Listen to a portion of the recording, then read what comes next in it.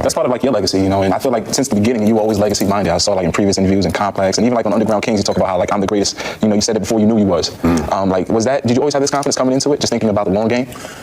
Yeah, and I also feel often that that things that I used to come down Park Lane where we're at, then back, and Prince used to live around here. Oh, Thank Me Later was building. This is going to be your studio album. This is going to be your debut. And to me, it wasn't the complete victory that maybe you intended it to be. I think Thank Me Later was the one and only project that I have where I was in that big label, like that like artist just got signed, record label, we're gonna get you features, and here's what we think. Like that was like probably the only one of my albums that was remotely influenced by where I was at in my career at the time. I think I felt a lot of pressure to prove that I knew like big famous people, just being from where I was from and stuff. Like, you know, like I just wanted to show like Toronto, like look who I got on my album, and yeah, I think I like made majority of that album on a tour as well. I think we were eager to get it out, and I still love it as part of my story. But yeah, it was definitely probably the one project that like maybe had the least personal touches, and it was just really about like how big can we look and how big can we be, and that was just kind of just based off how people were making me feel like, yo, you need to be, you know, it was in a different era, man. It was in an era where like, you know, you felt dwarfed by pop stars and superstars, and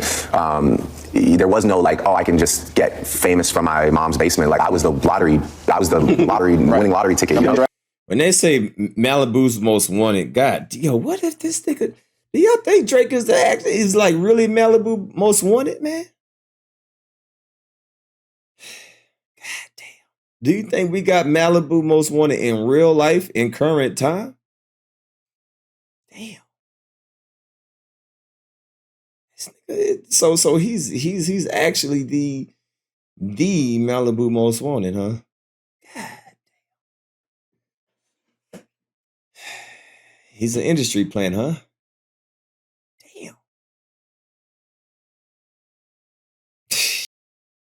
Chat saying, yep. Run for your life. Hey, run for your goddamn industry plant, huh? Damn near. Yep. Shit. Interesting. Yeah, so it was like, but not even the number one draft pick. I was like the lightning. I got hit by lightning, and now I can like fly, like and like you know, and now I'm like invisible and shit. Like, you know, it was like I was a rare case. Again, he's talking about him getting into the game. So y'all just saying that all he doing is acting, doing what he did as a child, right? He just playing a role. He's not being authentic. He's playing a role. He been studying rappers. He been, okay, so this is the rapper kit. This is how you supposed to rap on songs. So I just been studying the game, and yeah, I can perform. I can act like I'm a rapper, but I ain't really rapping. I'm just acting like I'm rapping. Damn. People think he's going to be like a prodigy, but then he drops Thank Me Later, and Thank Me Later is a product of the record labels. Like, so when you sign to a record label, at least at that time, they're like, yo, you know, this is coming off the heels of, what was that Jay-Z song with Alicia Keys? In New York, Concrete Jungle, whatever it was, right? Like, at that time, it was like you. Yeah, that is crazy. Akademiks won't even acknowledge his real voice. Yeah, his real actual like real voice when he just talking regular, it's like it just makes you think like, what the fuck? You needed one of those, right? Like this is coming off of, remember T.I. with Maya, like he had the Live Your Life. Like you needed that woman, that pop star thing to have you cross over. It wasn't natural for a rapper to just cross over by just being a rapper, because there was no rapper as versatile as Drake. Obviously a Kanye West, but Kanye already was deep into his career, right? He's already deep into his career. So they're thinking a new artist, if we're trying to get you to crossover, you need to, okay, let's put it on the table. Let's get you with the streets, Jeezy. Let's get you with Rick Ross. Let's also get you with Alicia Keys, right? Damn, say Drake is Vanilla Ice 2.0. Oh, shit. Drake is Vanilla Ice 2.0? Say it ain't so. Say it ain't so. And it was an industry held album, and that's how the industry used to treat the people they signed for a lot of money, right? We got to make sure you win, so let's give you these records and check all the boxes. And yeah, Vanilla Ice to be like, oh, like, you know, I'm gonna kill someone with Jeezy and Jay-Z and Alicia Keys. Y'all want me to sing? I'll start singing the whole song. Y'all remember that song? So live your life. Hey, none of chasing that paper. Oh, so y'all saying Drake is a mixture between Milli Vanilli and Ice Ice Baby, and Malibu Most Wanted, and CB4. Let's not forget CB4. But CB4 was dark skinned. Damn, so you saying he a light skinned CB4? Damn. Don't live your life. Hey. And I was just enamored by like the whole space, you know. It was just pretty crazy to me that any of these people would even make music with me. You did not think that was Pluto. Stop it. Damn. So yeah, I think that's the best way to describe that album was, you know, kind of a victim of my surroundings at the time, and not like victim, but like Victim of the industry. That's what he's trying to say. It was a victim of the industry. a product of my surroundings at the time. You know, really just trying to execute for the people around me. By the way, this is, you know, I think that mold has been broken, but this is a good rubric for new artists who are, you know, out of the box that get signed. Don't let the label put their heavy hand on the scale to create a stock label artist. You know, these labels have like this winning formula, like they have the monopoly on the music game based on they own parts of all the streaming services, they own parts of everything that's get them paid. And the thing with that is, you know, and that's what I'm saying about like people thinking like the music industry needs Drake. No, they could manufacture a new Drake, right? So what happens a lot with the industry is, they are rolling the dice, but not as much as you think. So that's why they can manufacture a new Drake. Interesting words that you use there.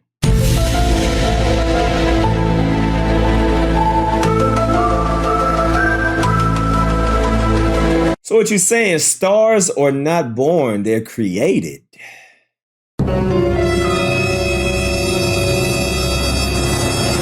So is that why he got all these ghostwriters? Is that why he got all these references leaks that are coming out now? He got this OVO sweatshop. He goes to this artist, to that artist, to this artist, because Drake ain't really got no creativity.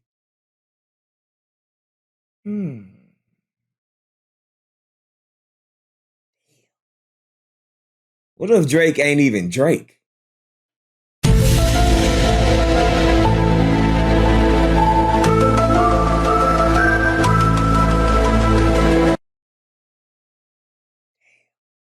they just give, okay, here's a package that you need to get to blah, blah, blah, blah. And it works for some, doesn't work for others. You know, the labels don't give a fuck who it worked for as long as it worked for somebody. If you're that unique artist, you have to reject it. You are rolling the dice, but you reject it. And if you're the guy, you end up being Drake. I'm not saying Drake, but you end up being, there's many artists who kind of, like The Weeknd did it too. Anyway, let me keep going. And also, I'm pretty sure being from Canada was some pressure, you know, coming out of Toronto. I saw the previous interview with Complex, like in 2009, you said like the city is known for hate, and you never really had an icon, but you know, like a hometown hero. But now you're the guy. Like, how does that feel? You know, being thrown as that person. I think that it's just probably the most important achievement of mine, which would just be, well, there's a few layers to it. So it'd be giving the city an identity. Right. At a time where, you know, I remember like a lot of my friends and stuff used to speak like fake American accents, or like just waiting and being like, yo, will it ever happen, you know? And so you get a bunch of people kind of just competing at the same level for the same shows and the same radio spots and stuff, and it breeds a lot of headbutting. Right. And yeah, I think as we started to rise, the biggest thing and the most important thing was that everyone else got to see that it was possible. Because at the time, the pitch was far-fetched. Like, okay, so you're telling me this Canadian Jew child actor is going to be what? Is going to be like someone that we say is in our top 5, top 10, whatever. It's like, it was a hard sell. Yeah. And I think that it took me probably being the furthest candidate and making it happen for everybody else just to realize, like, you know, it's like, even with like, what the fuck is a Drake? How did he even name himself? What is a damn Drake? It's like that his middle name or something? What is a damn Drake? How did he even get that name? It says Drake is a male duck. I'm over here trying to look up. Okay, what is a damn Drake? It's a fishing. Okay, it's a male duck. Cause I'm over here. What the hell is a fucking Drake anyway? Where does that name came from? Drake. It's a male duck. Fish baiting. Clay sawed off of his finger ducks outline. It's a male duck. I'm like, I'm over here thinking like, what the fuck is a Drake? How did he even come up with that damn name? Drake. Okay, hold on. Let me see. Let me type that in and see what comes up. Let's see. Why did Drake name himself Drake? I want to see if he explained his name. Do you know why Drake named himself? I mean, Aubrey. Aubrey, right, is his actual name. Why did he name himself Drake? Why did Aubrey call himself Drake? Let me see if I can find that. Name him Drake. What does this shit mean? It's his middle name? Like, man, all these guys, like you look at the footage of Abel downtown Toronto singing, back when he was just roaming the streets and, and just up to no good, but just had raw talent. And, Tory Lanez, who used to be like outside, like shopping malls trying to battle people and shit. Like, all these people had drive, and all these. Okay, so he's kind of showing how, like, obviously Kanye West is the person we're gonna give a lot of credit to for like breaking a lot of this industry mold, but Drake did too. So that was big, man. That was big for You think Take Care was the first bridge of bringing that to the table? Like, so do you feel like Take Care, you kind of took control back of your career in a sense? Here we go. Oh, so his middle name is Drake. Oh, so his actual name is Drake. Oh, okay. That's his middle name. I didn't know that. I thought it was like he was okay. So his actual name, his full name. Oh, okay. I didn't know that. Okay. I was thinking it's some like deep meaning or something. I didn't know that. Okay. Learn something new. Filter, you and 40 building your sound? It's not his middle name? Okay, some people say that it's not his middle name. All right. I ain't gonna look into it. Yeah, I think I just like really came back home, after running around with Wayne on God knows how many tours and studio nights, and yeah, just kind of came back home and reconnected with my friends, reconnected with 40. Sonically, we reconnected, and just realized that we have a true opportunity to again establish ourselves separately from everybody else. So that was when we were truly hell-bent on we're gonna have our own sound that sounds like our city, and it's gonna be dark, and it's gonna be moody, and it's gonna sound like how cold it feels outside. And of course, Oliver, being the genius that he is, goes, well, look, I got this kid, come downstairs in the rain and listen to this kid. His name's The Weeknd, and so that was a huge thing. Was just like realizing that there was just other kids cooped up in this dark ass studio cooking up dark music, and again, like I remember even like during those times, like just being inspired by different things. Like I remember when Abel first played me Dirty Sprite 1, and we were just like, oh man, this is happening in Atlanta too. Somebody's on, and it was just, it was over. Like like no disrespect to. So basically, he's explaining to you how he started clout chasing. Yeah. Here we go. No disrespect when I say this, but like the days of like just trying to get like a pop smash with Alicia Keys on the hook was like it was over. Yeah. I didn't want that anymore. I didn't need a shiny big. I just needed something that like I can look back on and say, no, that's me. That's me and my friends and my city and my people. Yeah, I think that was a confession right there. And him just riding everybody wave. Oh my God, look over here. Okay, so let's steal this. Oh yeah, this is it's really dark, and this person over here, he's not afraid to express himself, and I like the way that he was just emotional. Yeah, so I think he just that was a confession, low key confession right there. And yeah, I think from there I've never strayed from I think that. this is, you kind of redefine what a hit is in a sense, right? Because you're this chart topper, but you listen to these songs, they're not like what we were taught. Where like some of them are, but some of them aren't. Most of them aren't like what you would think the radio single is. Do you think you sort of redefine what a hit is with your consistency? Yeah, I mean, I don't know what we were thinking at the time when we decided to drop Marvin's Room as like a lead single. So yeah, I definitely think that we've always kind of I guess broke the mold in that regard, and it just continues. It continues. I mean, even all the way up until God's Plan, right? Like God's Plan was a song. That's also interesting. Remember God's Plan? He literally says, yo, I got $1 million budget because he's the biggest artist in the planet. He says, I don't want to make $1 million video by having the wildest video. I'm just going to give out the money that they gave me. Basically almost dissing the fact that labels put these budgets on you. As the bigger you get allotted more budget. He's just like, I don't need $1 million. I'm gonna give it out in a video. That's just like giving the middle finger to your label, right? Yo, this $1 million that they just wired you for you to shoot a video, you're just like, fuck you. I'm gonna take this $1 million and I'm gonna give it away.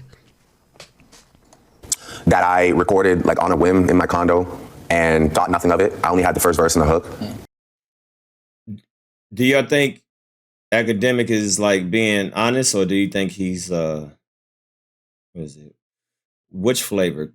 Chocolate, sprinkles, M&M? What type of glaze do you think he was doing? Do you think he was just being authentic, or do you think, let's see, with the cream on top? Let's see, what type of donuts? What's the extra glaze? Yeah, with the sprinkles and stuff. The vanilla? M&Ms, yeah, I think he was giving them the M&M. Ooh, yeah, ooh. this right here, this is a variety of glazed donuts that he was, definitely put the sprinkles, little cinnamon, little chocolate, strawberries. Oh, the chocolate ones too? Oh, okay. Yeah, I was just trying to figure out, was he being genuine? He was just glazing. Interesting. I sent it to Trippy, and I was like, yo, maybe this could work for your album. And he was obviously, caught up, busy, whatever, doing his thing. And I know people punish him for that. They shouldn't punish him for that, though. Sometimes artists send a song. I was looking through my text the other day, and Young Thug sent me that Lil Baby song to get on, and I was so mad because I just Lil Baby off So Much Fun. He had sent me like 12 songs, but in that 12-song package, Lil Baby was in there. I was like, damn, that's like one of my favorite joints on the album. How did I not get a verse off on that? But yeah, I see, listen to what he's saying. Yeah, Lil Baby this, Lil Baby, yeah, damn, that's my favorite song. So I bet you he probably has a team of people that just scouts other people. They be like, yeah, man, this song right here, hot. Go take that nigga shit. Right? I bet you he got a team of people that just probably listen to, to see what's hot. And, they come back and they tell him, because do y'all think Drake actually be listening to Lil Baby or, all these people that he's featured to? Nah, hell no. He probably got people doing it for him, and they be like, all right, this is the next big thing over here. And then he just comes to the person, yeah, man, I'm a big fan. Yeah, man, I really like your music. Yeah. God damn.